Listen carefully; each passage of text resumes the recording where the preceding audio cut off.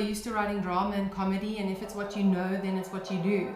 The films that we work on, and a lot of South Africans work on, they are international films.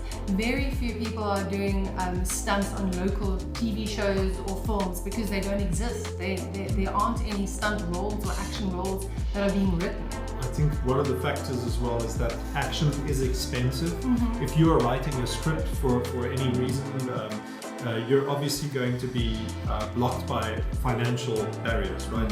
You might want to do this, but you can't afford it. And so people go with things that are a little bit cheaper to produce because we're a young industry again. We don't have that much financial momentum yet when it comes to supporting our local industry. So obviously when people create projects, they go for things that are not that expensive. Comedy, drama, those things are quite easy to manage financially. Hello everyone, welcome to another episode of the Film Biz Show, the only show where we delve into industry professionals' minds to get their insights on the current landscape of the film and television business, both in South Africa and internationally. Please subscribe, like, comment, and turn on the notification button so you are aware of our future episodes that you will love so much. Now, stunt work is often overlooked as an important aspect of filmmaking, and these two filmmakers that we have today sought to create an award show that honors South African stunt people and sheds light on the people who have done amazing work locally and overseas. Having worked in various bodies of work, some of their work includes films such as Mad Max, Fury Road, Jawan, Yoda. They've also worked on projects such as Dread and Escape Room, and they've also worked on Avengers, Age of Ultron, and the TV show Warrior. Ladies and gentlemen, please help me to welcome Katja Hopkins and Craig McRae. Hey, great intro. Thank you so much. Thanks for having us, guys. Hey, I had to navigate. Your resume is quite extensive, so I had to, really go through a lot of that stuff, the work that you've done, but it's very impressive. Thank you for joining us all the way from Cape Town. We're very excited to have you here. Yeah, and excited about your awards. Excited. Awesome. But I saw there's a lot of, there's some foreign titles, That's the Bollywood industry. That's the Indian stuff we're working on. Yeah, Yoda, Jawan, Pathan. Yeah. Some of those are massive films over there, like Jawan broke very many records. It won Best Action Design. It was a chart-topping, blockbusting movie for them as well. And a couple of the other ones that we worked on, Pathan, Yoda, they did things that they'd never done before, and even in their industry. For Yoda, it was based on an aircraft and a hijacking that happens on an aircraft, a commercial airliner. And we actually did a fight scene while we were tumbling the aircraft 360 degrees as it was crashing. So much fun. So we did a whole fight in a section of an aircraft that we cut out and actually rotated 360 degrees. It was insane. Oh my goodness. How was that actually shot? I mean, did you literally, I'm sure there was a way in which they cheated it, or did you literally have to fall from the plane? You could call it cheating, but it wasn't really cheating. We had a section of the aircraft that was cut out, a cross section of it with about 9 or 10 rows of seats in it. We had stunt performers strapped into the seats, and then I was operating the camera for the fight scene, so I was strapped down into the aircraft, standing up, and then we had two performers that were free inside of this massive rotating rig, and we actually rotated the rig 360 degrees while the guys were rolling around fighting, and I was going upside down with the camera, busy shooting this whole fight, and all the stunt performers hanging in seats, and we had seatbelts breaking and people falling from the floor to the roof while it was upside down. It was insane. Very, very cool. Sounds very, very exciting, guys. I mean, what an exciting job you have. Very unique. But I want us to start in the beginning. How did it all come about? How did you guys get into stunts? Where did it start? Well, Katja started actually to become an actor. We both actually got into the industry to be actors, performers. Katja studied at Stellenbosch University. She studied drama over there. I grew up on a farm, so I was very far removed from the film industry. But I just had this overwhelming desire to go and do something that wasn't defined by a set border, if you know what I mean. I wanted to do lots of different things. I wanted to be an astronaut and a cowboy and anything that I could think of. I wanted to go and do it. And the only space that I could think of that would allow me to live out all of those fantasies was in film.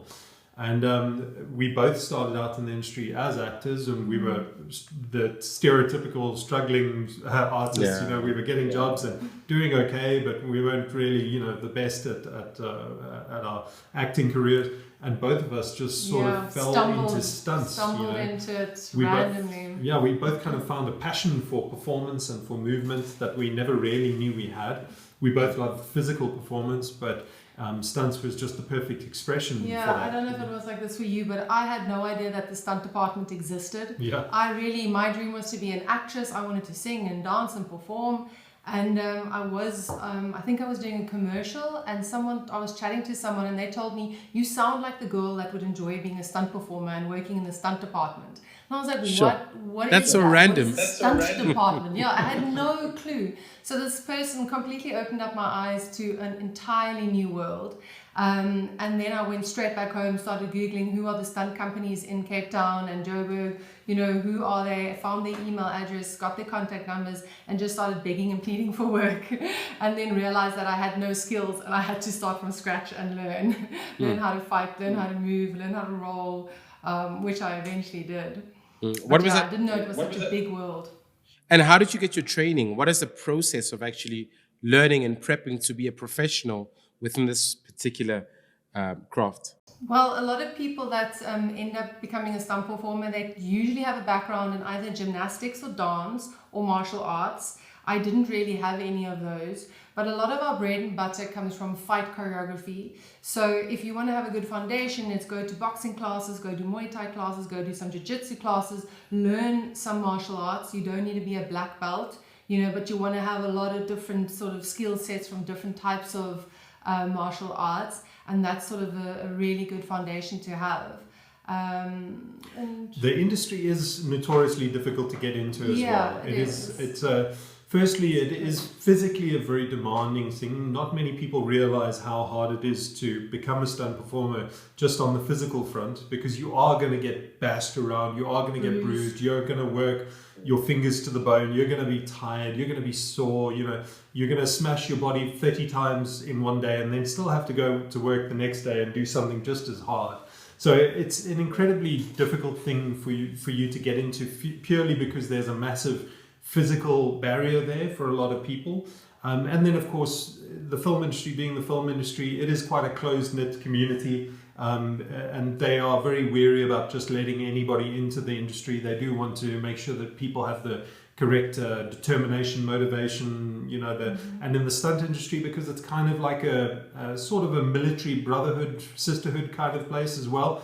They also want people to prove themselves, you know, so they'll make it hard for people that are trying to get in, because they want to see that the right people are coming through, that have the right determination, that are ready to take those hard knocks, and that are going to keep going, you know. That's amazing. So now I want us to start the conversation about the Sappa Stunt Awards. Project. We're super excited. And why is it so important, guys? I mean, as soon as I heard about it, I literally jumped off my chair and I was like, guys, this is something that we have to have a conversation about. But where did it all start? Well, I mean, it all started with a conversation, literally, as all things do. But us talking about the fact that we've been working in the industry for nearly 15 years now, and many of our friends and colleagues also who do fantastic work, who end up doubling A-list Hollywood stars, often don't get recognized for what they're doing. And there's nothing worse watching a movie that you were doubling in, have the credits come up and then not see your name there. It's just heartbreaking.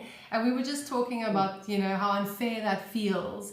And that we often don't get acknowledged in international award ceremonies because it's not our country, you know, so you tend to acknowledge the people that are in your realm. So we just kept saying, maybe we should do it. Why don't we have our own ceremony? We have a very big community with people that do incredible stuff. We should just do it ourselves. And the more we spoke about it, the more we realized that it's ridiculous that we don't have one yet. And it's really time that we start this. So now we're super excited and raring to just have this first award ceremony. And the thing is as well, just to add to what Katja was saying there, South Africa has some incredible stunt performers. And when I say that, I mean on a world-class scale. Like these guys they're doubling some of the biggest actors in the world. A lot of these guys are going to places like the UK or anywhere else like that, who are considered the top tier people in the world, you know, stunt performers, film crews. And they are showing up some of the guys that have been there for 20 years and working in that industry. So we have some really, really good stunt performers in South Africa. And like Katja was saying, a couple of these guys have gone on, I'm not going to mention any names, but they've worked on top tier jobs, stuff that everybody knows, and they've doubled A-list actors, and then they get shut down because they're not allowed to take any credit. They're not allowed to tell people that they did this or show anyone their work. And it's just such a shame to see somebody who's given so much of their blood, sweat, tears, passion to their craft, and they've reached the top of their field. They really are some of the top people in the world, and then they don't even get a handshake or a thank you or any kind of recognition. And we wanted to create a space for these people so that even if it's just inside of our little community, we want people to be able to stand in front of their peers and go, hey, look, I did this. Do you like it? And everyone should go, you know what? You did a great job. We want to see you do well. We want to applaud you. We want to lift you up. And we hope that that will create a real ripple effect in the industry, where we create a culture of trying to push people up and encourage others to see them do well and to celebrate people's success, rather than an aggressive environment of, you know, I don't want to support that guy or this or that. We want to see something positive grow out of this and something great, you know. Yeah. That's the whole idea behind it. That's really powerful.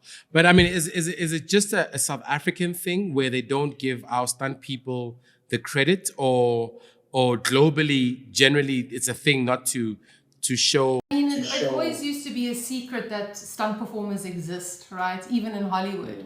Back in the day, no one wanted to say that they have or make use of a stunt double. And that has changed over the years. And it's changed because the Americans and the British have had to stand up and say, no, we're doing the work, we're here. So they have their own award ceremonies that they've started.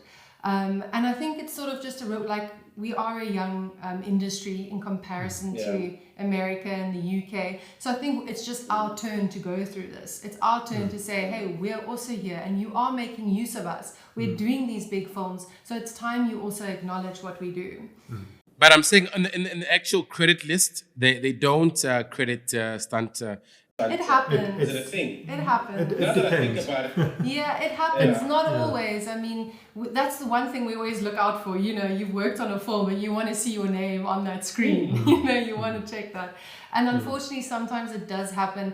And there's various politics around it. The actor might not want to have anybody know that he had a stunt double. Or it's got to do with, if it is perhaps a big budget American film, that they don't want to admit that they're using South Africans. You know, they want to admit they don't want to share that information, that's their own narrative. But we want to change that because we are doing the work. South Africans are doing the work. Why should we not get the recognition? And that's what we want to see happen. So now on to our next question is, how competitive is it within the space? I see, you know, most of the projects that you're taking on are international projects. You know, how competitive is the international space? Is there demand for South African stunt people? And, you know, do we have enough people coming out and filling in the gap? So our industry is highly competitive. Like I said a little bit earlier, there are a lot of very talented people all over the world. Even though we're a small community of people, there aren't you know, tens of thousands of stunt people. We're a very small community, and it is highly competitive. Like anything in film, any other department as well, whether it's acting or camera operation or anything like that.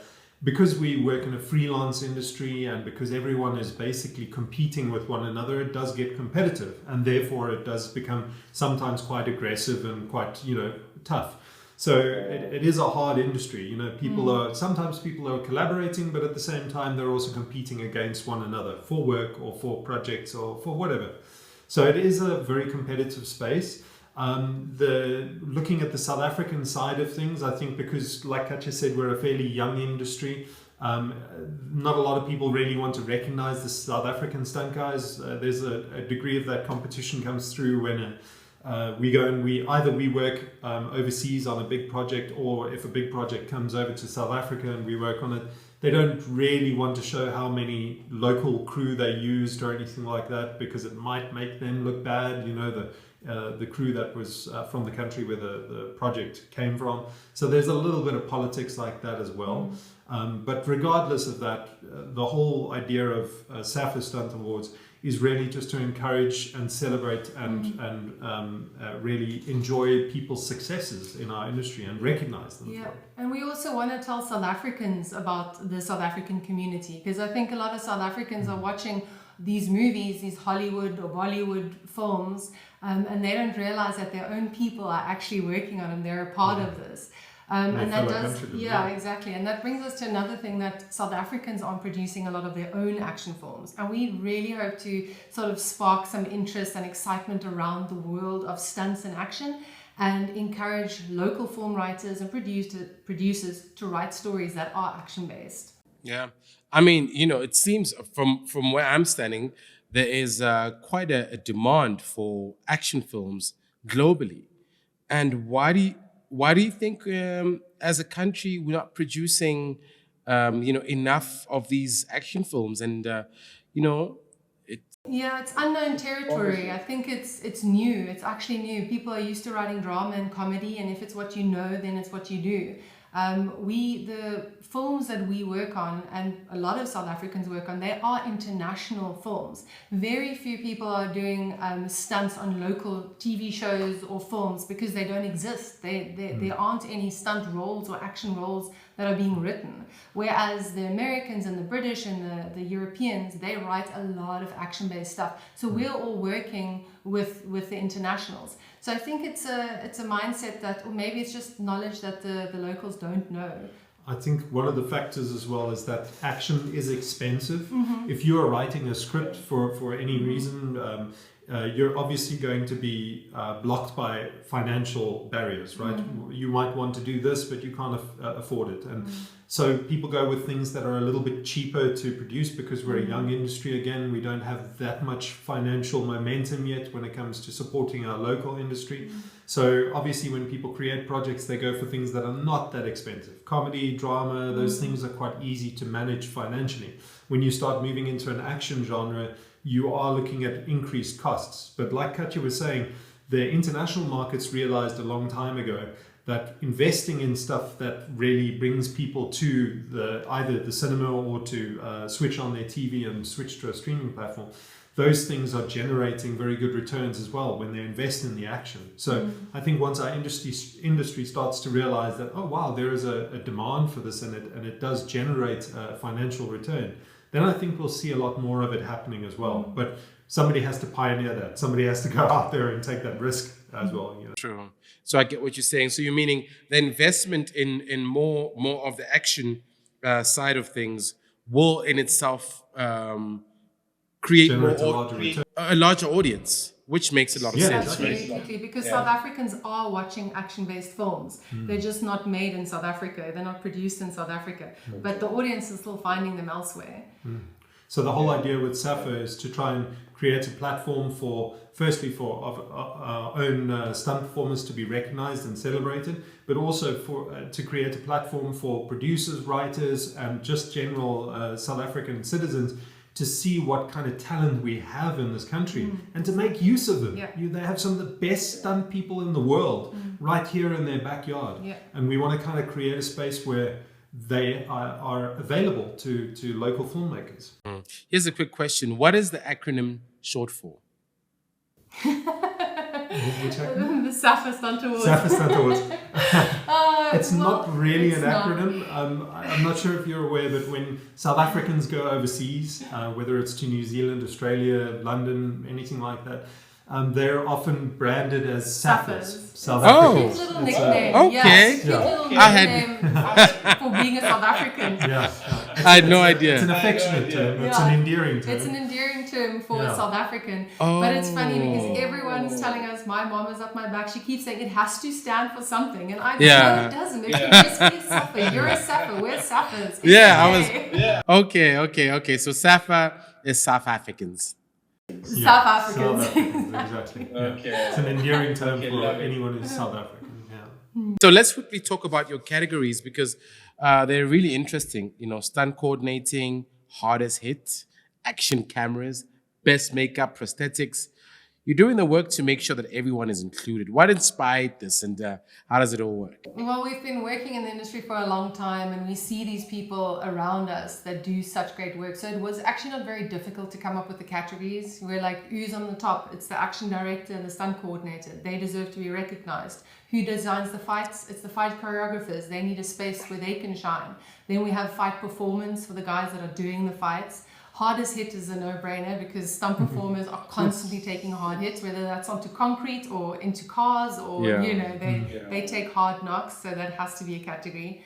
Then we want to individually represent the male and the females. We've got some incredible male performers, but also females, really strong female performers in South Africa. We want to give them a little spotlight.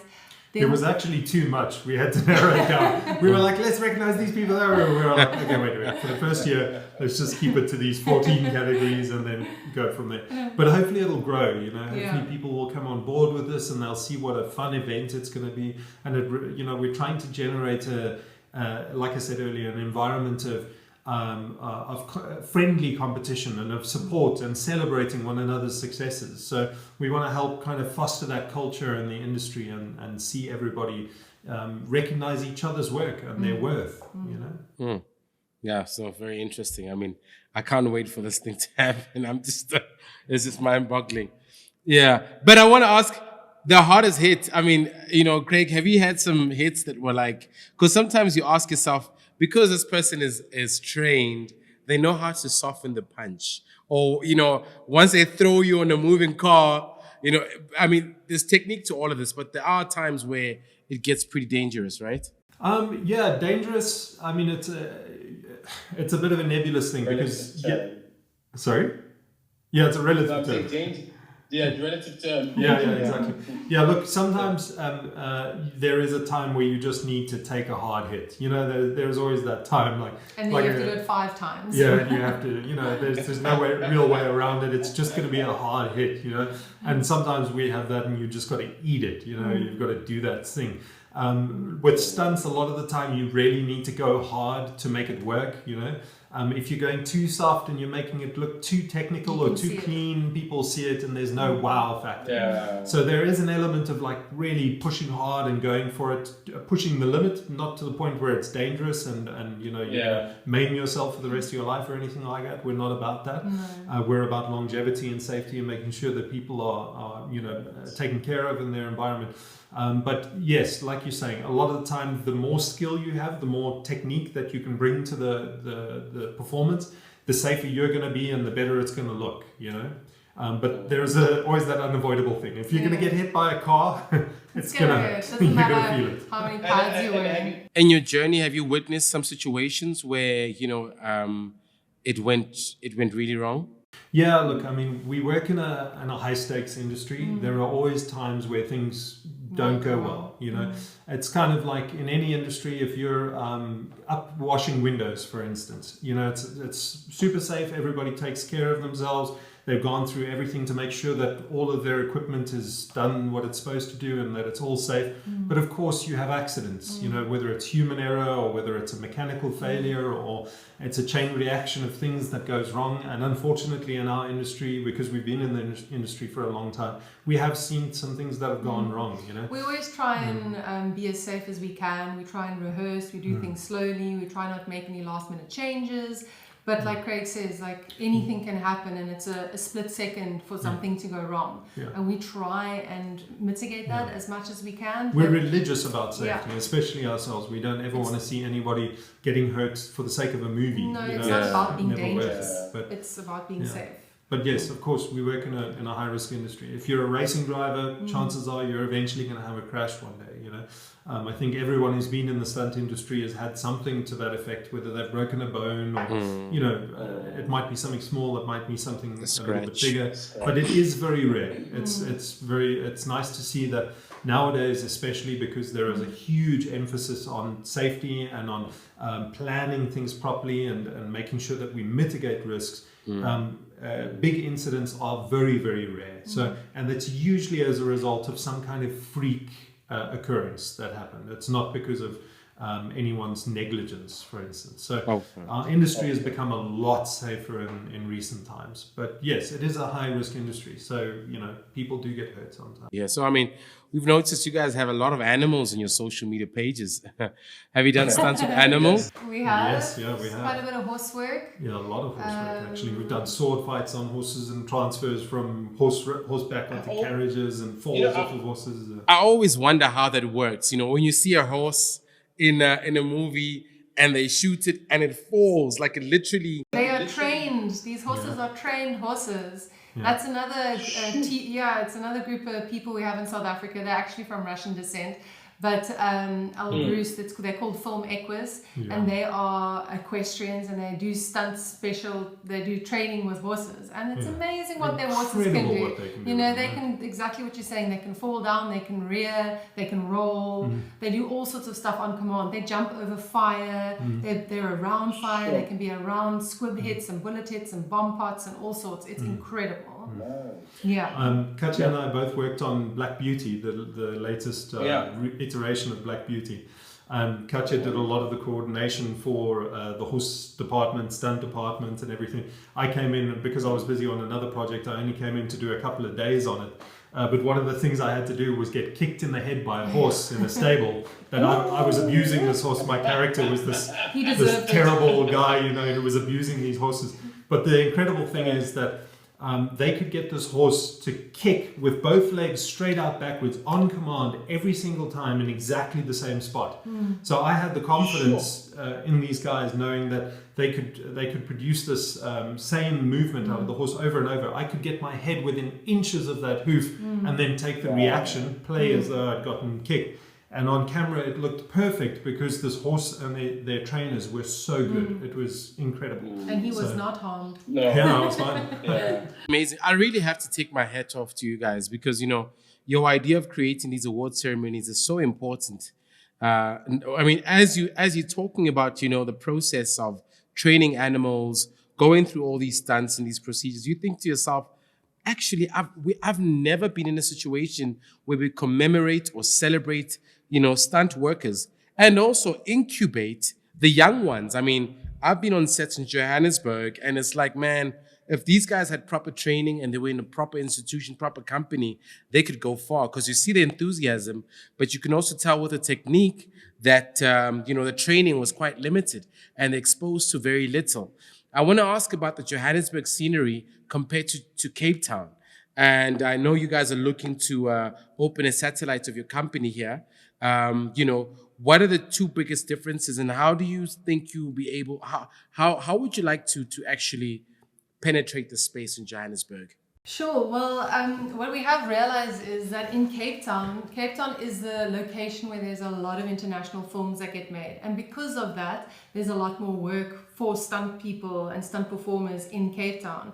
And again, it has to do with the fact that the Joburg guys are doing more local-based films. Sorry, just to address the thing with the youngsters coming up in the industry, one of the things that's really important for Sappa Stunt Awards as well is to create role models for those youngsters that are coming up as well. Because like you say, you see these raw talents on set and they could be amazing, you know, they just need the opportunity. But part of that opportunity is having role models that they can look up to and that they can learn from, you know, and that's again something that we want to achieve with Sappa Stunt Awards is those people who are so good at what they're doing, they need to firstly be recognized as the top people in the industry and celebrated for that. And then they become the role models for the youngsters that are coming up, you know, and it could change so many people's lives. Seeing this guy having achieved what he wanted in life, you know, coming from perhaps a similar background as they have, they've got something that they can see in themselves there. And that's part of that mission as well, is to create that space for these role models to really be recognized and to become role models, you know. And then, sorry. No, you can go for it quick, sorry. Just addressing the Johannesburg space as well. We're starting with the Sappa Stunt Awards down here in Cape Town. That obviously doesn't mean that it's closed to anyone in Joburg. We really want to see participation from the people in Johannesburg as well, because there are some incredibly talented people up there as well. But obviously we just need to start off small this year. We're going to try and create just a focused group here in Cape Town, and hopefully some people from Johannesburg will participate. And then next year, perhaps we can have a celebration in both places, or bring some people down from Johannesburg to Cape Town, or vice versa. We could alternate the location of where we host it every year. You know? Yeah, definitely, because I think it's very important for Johannesburg-based producers and directors to see, you know, the importance of investing, you know, in a stunt company, and how it can actually, you know, prove more ROI, you know, in the actual project, and make your product so much better.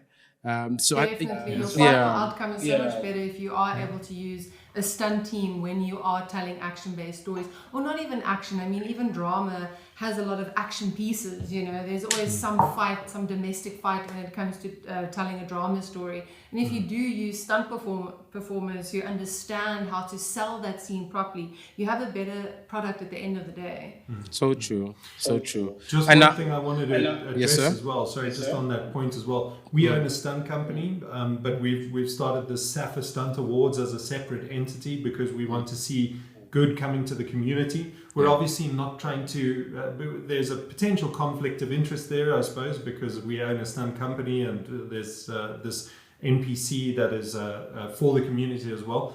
But our goal over here really is for Sappa Stunt Awards to create a platform for our community, and for us to give back something back to our community. We don't want to do it for any kind of personal gain or anything like that. We have our own aspirations and ambitions that we're looking for inside of our industry. We want to write movies, we want to carry on shooting our own action shorts and everything like that. But this Sappa Stunt Awards, it has to just be said, because we're passionate about this idea that it is for our community. We want to see our community doing well and being celebrated and being raised up, and creating this culture of love and respect and encouragement of one another. I really love it, man. And the thing is, if not you, then who? You know, if you Exactly. Sit back and say, conflict of interest. We don't want to complain. We were finding ourselves complaining about the fact that no one's recognizing the stunt performers, no one's recognizing. So if no one's going to recognize them, we need to get together and recognize ourselves and our peers that are so incredible at what they do. And that was a big realization for us, is that sometimes you just need to do it yourself. I don't think the government is coming, but I mean, talking about the government. So now, guys, I mean, we've seen at times when female actors would have male stunt performers instead of women. Yeah, I've seen that. Is that due to a lack of female stunt people? That used to be a thing. Yeah, I don't think that happens often very much. It definitely used to happen. And in South Africa, it used to happen because at that time, there weren't really any female stunt performers, you know, until Leanne Liebenberg, she was one of the first ones, and then Fleur came in, another female performer, and then there were just the two of them. And then after that, the same year that I started working stunts, there were like 5 or 6 girls that all started in the same year. And since then, it snowballed. Now there's like, I don't know how many females, but there's a good amounts of female stunt performers. So now there's no need for putting boys in female wigs anymore. Now they actually use the girls. It happens in very rare cases as well, where, for instance, somebody is expected to do something that is so niche, such a speciality skill, that maybe it's a guy that has it rather than a girl. One of the good examples is Kingsman. You remember the female lead antagonist with the blades for legs? She was doubled. She was doubled by an Asian gentleman, but that was purely because the kind of things that were required by that role, that character, like the break dancing with the flying knives and all that sort of thing. There was really only like 1 or 2 guys in the world who had the skills, not even just guys, I mean stunt performers, whether they were female or male. only one or two people in the world that had those kinds of skills that matched. And so they were kind of forced into a position where they had to use a male stunt double for a female cast member. But that doesn't happen a lot anymore. I mean, the landscape with gender equality and correctness and all of that sort of thing has changed dramatically over the last 8 to 10 years. And a lot of stunt companies and stunt performers have caught up to that very quickly, and very few of them will ever put a male into a female doubling role or vice versa. And now just because they have the options, they didn't have those options, 20 years ago, there weren't any females, and now they do have the option of using females. And like I said, there are a lot of really talented female performers in the country, so why not use them? Interesting. Now let's touch on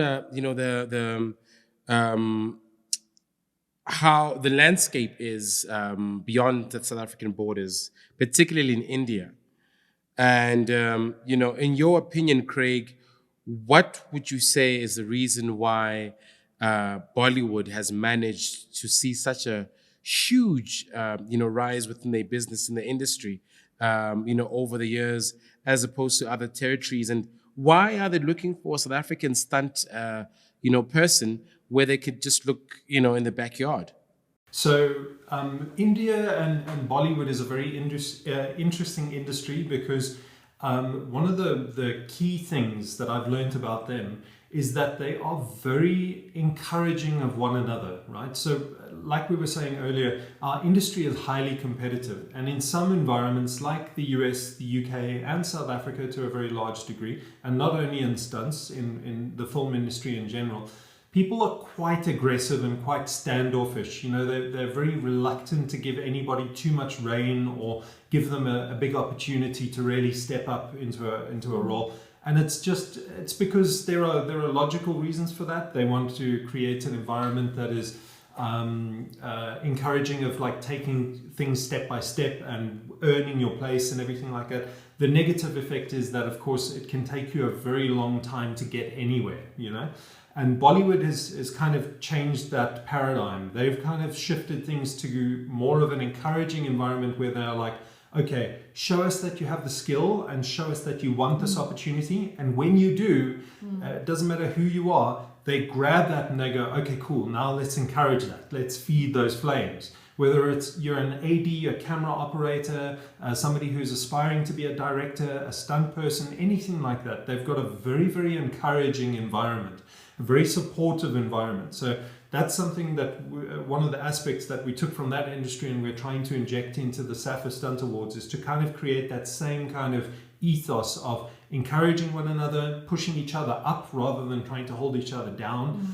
and celebrating one another when you do well. So that's one of the things that I think is key to their success in their industry, is that their paradigm is more about finding people who are keen, ambitious, talented, and encouraging that and bringing them up.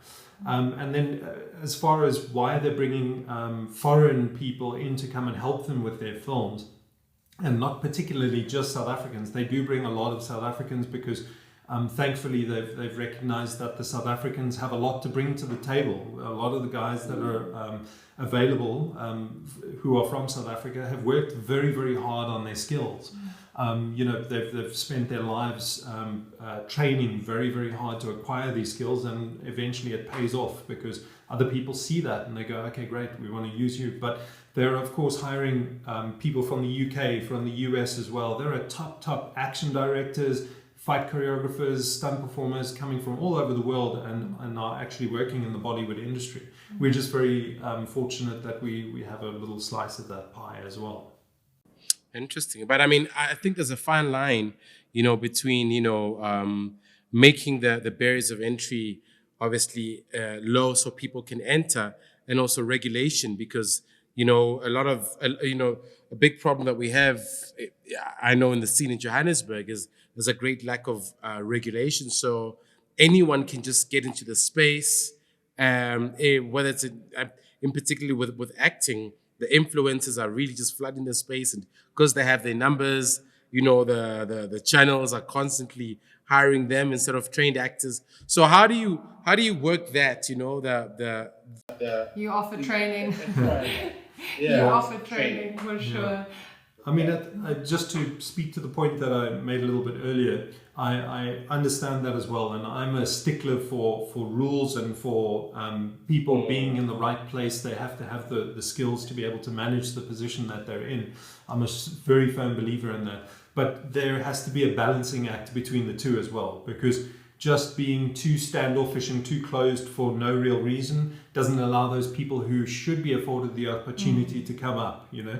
And again, it's about mentoring people. So in the Bollywood example that I gave, they don't just grab somebody off of the street who doesn't know what the hell they're doing and go, okay, great, go and film a movie now or act in a movie.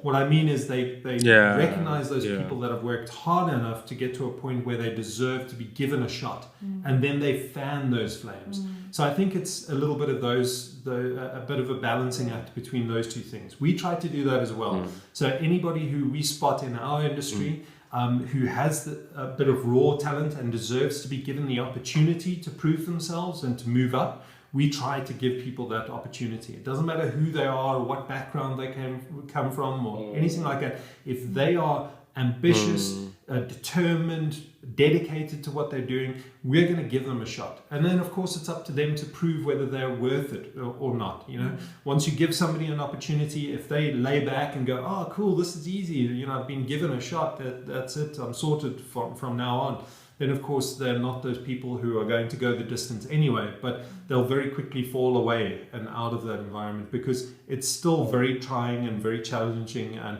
of course you need to earn your way up. You're not going to automatically just move up. So it's a bit of a balancing act between giving people a shot and making sure that there is regulation as well, and that the right people are in the right place.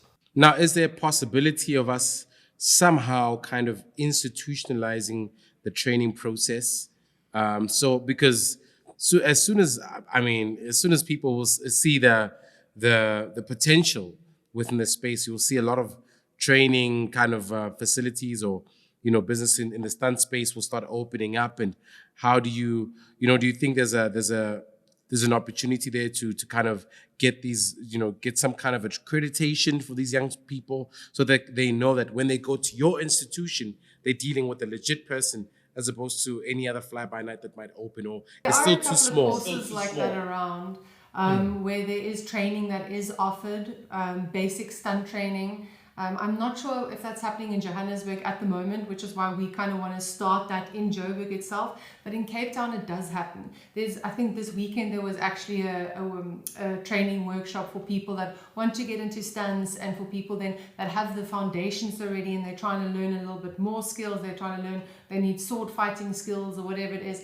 That type of stuff does happen in Cape Town. But I think the Joburg market, unfortunately, just hasn't had the luxury of being exposed to that, which is why we've just recently been talking about getting to Joburg and sort of offering this type of training, and not just to stunt people, but also to actors, right? Because actors do also need to learn these skills, definitely the basics at least. Sorry, just to speak to the point of regulation and kind of going to a body that has created some accreditation. This has been done overseas. It has happened in America and in the UK. The UK was a very good example as well. There are pros and cons to that as well. Of course, it's great to create a body that is recognized by everybody and that creates the standard or sets the bar. And once you kind of can achieve that, then you can call yourself a stunt performer or whatever it is. There are a lot of shortfalls to it as well. There was a lot of politics that was generated out of that kind of body, because it created a lot of conflict in the industry as well between people. There was manipulation that happened as well. So there's always the opportunity for that. And South Africa doesn't have a great track record when it comes to corruption and those sorts of things. So this is the home of it all. Yeah, exactly. This is where it all started. So I think it's, again, one of those things where you need to kind of strike a middle ground.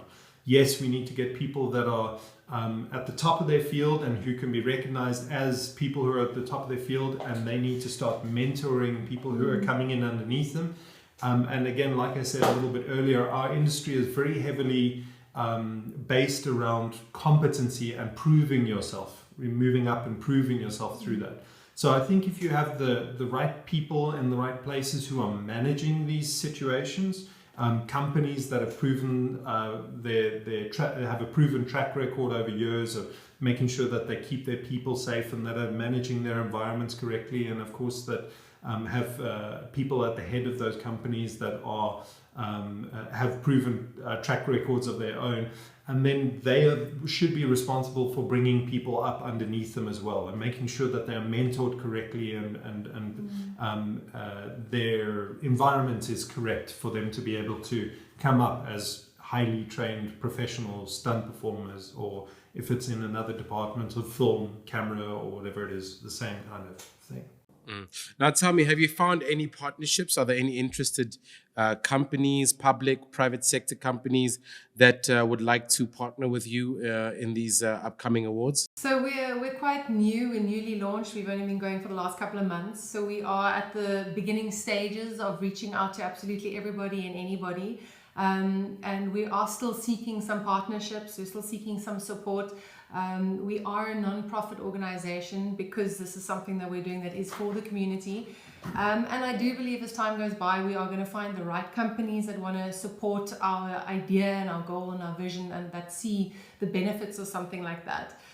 Which is also why we want to get on to do podcasts like this to spread the word, because again, I think there's just a lack of knowledge and a lack of awareness about what it is that we do, what it is that the stunt community do, what the stunt community does for action films. You know, we all love watching stunts on our favorite TV shows, but we don't know who's doing it and why they're doing it.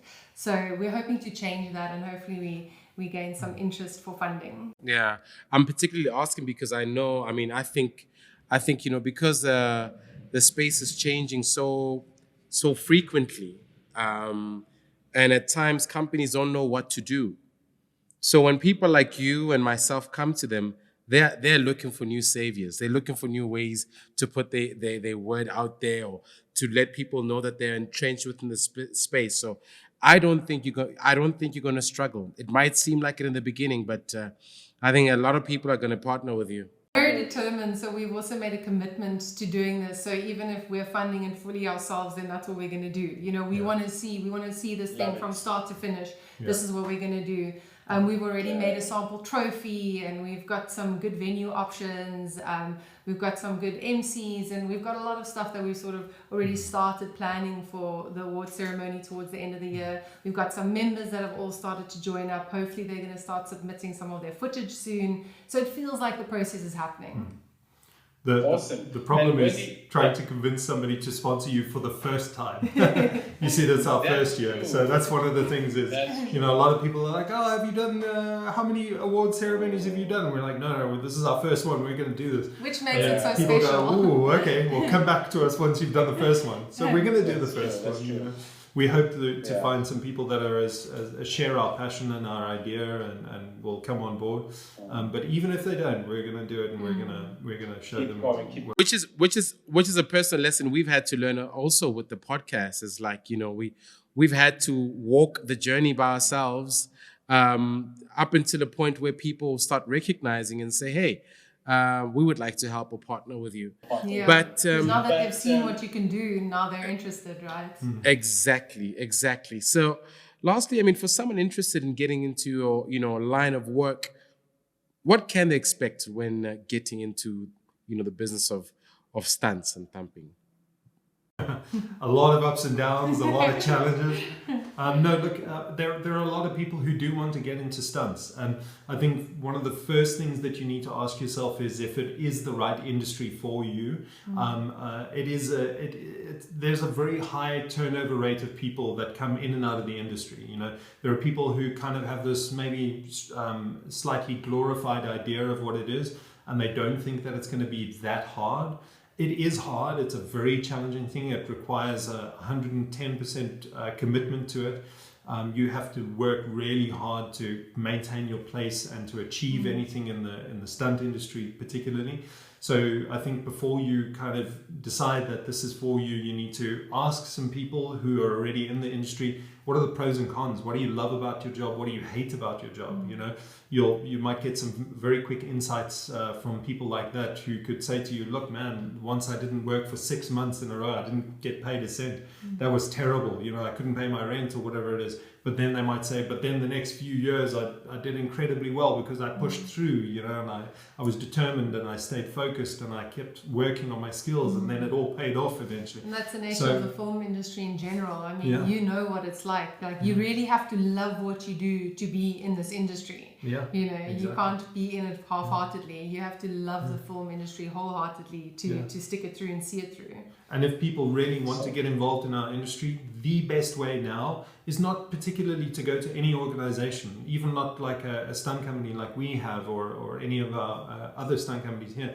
The best thing to do if you really want to get into the industry is go and get in touch with those top level stunt performers. They're all on social medias, they are available, and we want to create a platform for them to become available for these young people who want to come into the industry as well.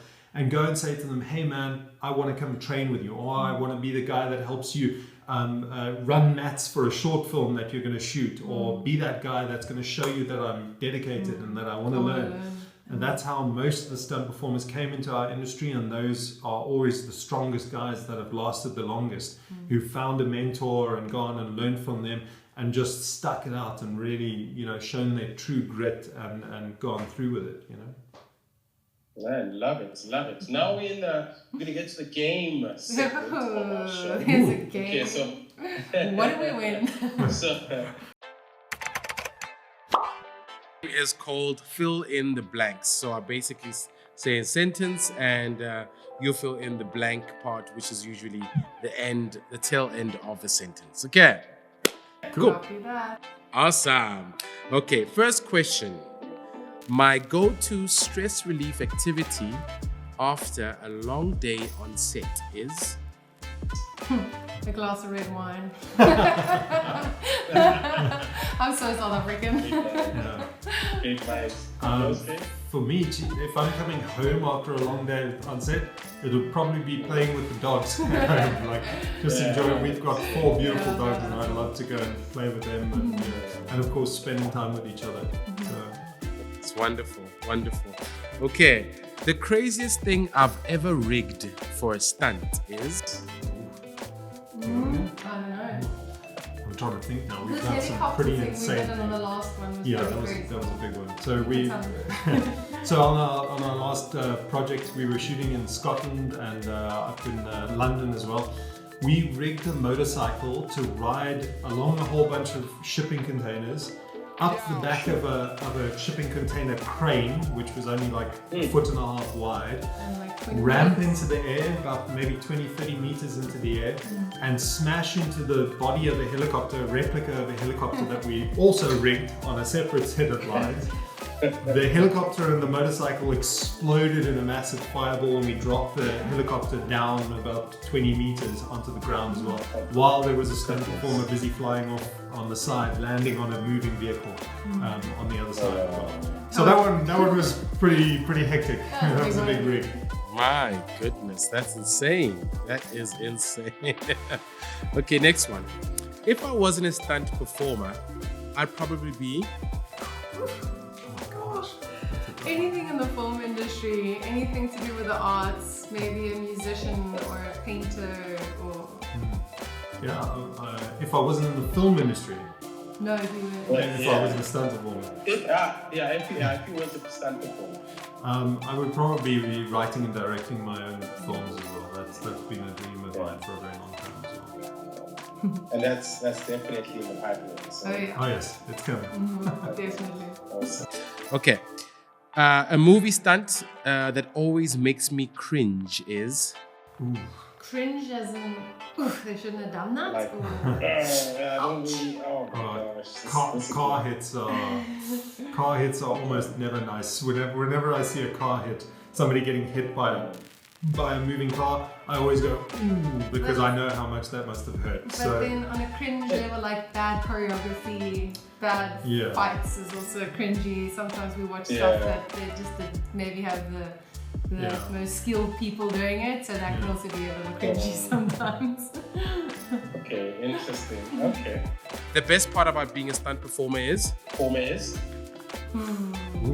the action, I guess. The excitement. Yeah, we get to live some pretty cool adventures, and we get to do some awesome things. Like sometimes we have to pinch ourselves because we'll find ourselves standing up in the forest in the middle of Scotland somewhere next to a massive artillery gun that's about to explode, looking down onto a valley with a convoy and a tank and a helicopter and a guy hanging out of it with a machine gun, or we'll, we found ourselves in such weird environments and places, whether we've been in Mallorca in Spain, standing over the edge of a cliff looking at something we're about to jump off for a film or whatever it is.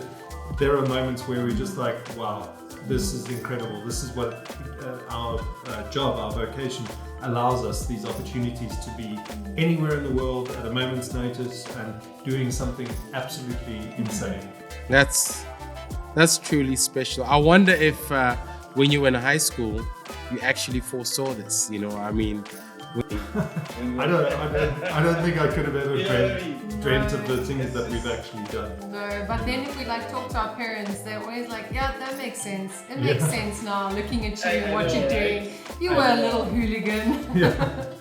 But it's amazing how life happens to you at times, right? I mean, you can try as much, it's just, who would have thought, while you were sitting that's amazing. Yeah, that's why being open to these things is so important, right? You know?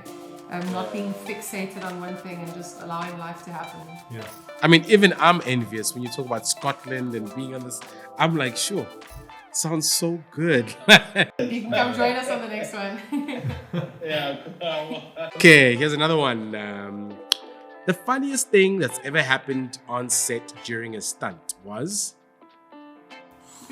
Funniest thing. We've had a lot of funny things. Some stuff I don't even think we can say.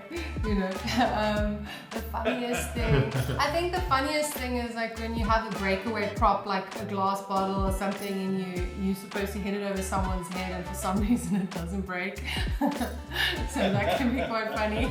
So one of my funniest experiences I've ever had was actually on a Bollywood film set. And I was working with two That's of... what I said you can't say. Yeah, two. I knew he was going to say this. Two very well-known actors.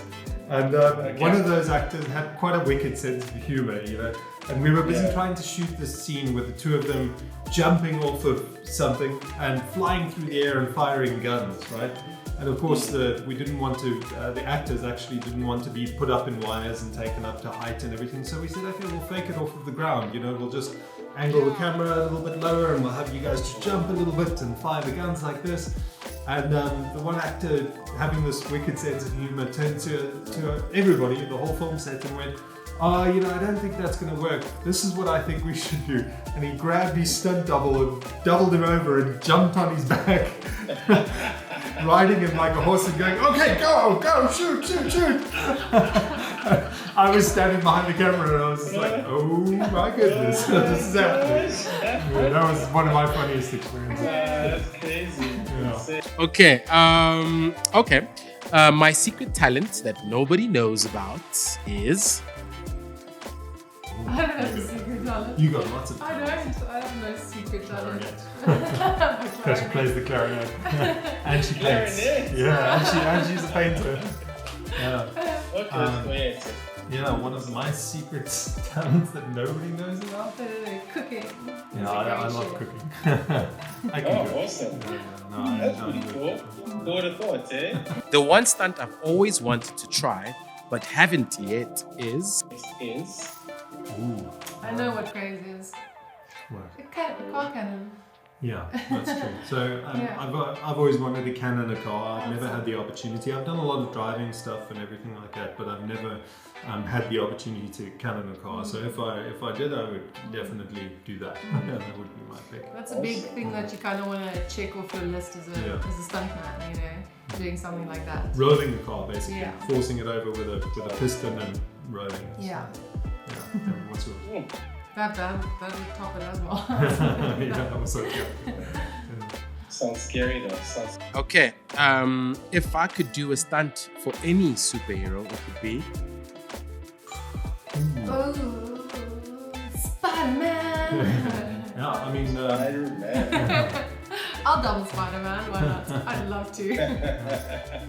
I would like to do, actually even something like Venom. Venom was very cool because from an action yeah. perspective, the character is doing a lot of cool stuff. So if I could do a stunt for a cool character, it would probably be for something like Venom. You know, very unique movements, some cool wire work, and cool, you know, stuff. That would be fun. That's pretty awesome. Okay, here's the last one, guys. The most surprising thing about working in the stunt industry is that sometimes if you're a stunt performer, there's a lot of sitting around and waiting. That's the one thing we haven't spoken about tonight, but you know, sometimes you're sitting around waiting for your stunt and your big moment, which might not even happen that day because of, you know, lack of time or whatever it is, and you might have to come back the next day. So there's also, there's an element of waiting and being patient. Yeah, I would have to agree as well. There's sometimes where you're just bored out of your mind. It's kind of like, I guess I've heard soldiers saying this as well. You know, they go to a war zone and they think they're going to be running around busy fighting a war 24/7, and they get there and a lot of the time they just sit and wait. You hurry up and wait. You know, that does happen with us as well. hurry up and wait. That's the name of our game. Guys, we've reached the end of our very, very insightful conversation. I definitely want to thank you so much for coming onto our show. Sure, definitely, and we really hope will be something. This is the beginning of a relationship in which we'll be able to build. When do you think the awards will be happening? They will be happening mid-November. The exact date is still to be determined, but definitely mid-November. So that we're giving everyone enough time to become a member. We're giving people time to collect their footage and submit and then vote. So we didn't want to rush the process at all. We want people to have time to get their footage together and submit. Okay, cool. So, I mean, once we get closer to the date, we'd really like to engage with you guys some more, and we can talk to some of the people that will be, either in the judging panel or your host or the nominees. Yeah, let's start creating, the audience in which we know is there, and bring them closer and get them, really interested in this wonderful initiative.